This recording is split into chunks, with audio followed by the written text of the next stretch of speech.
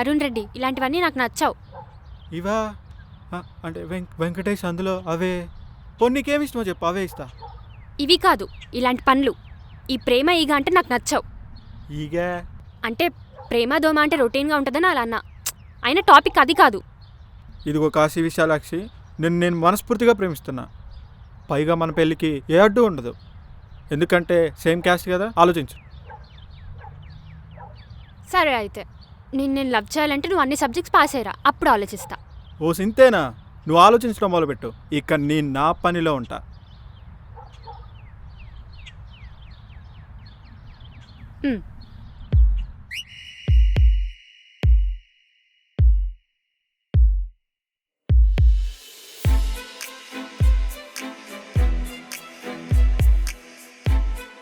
అదే first and last time క్యాసిక్ నేను propose చేయడం.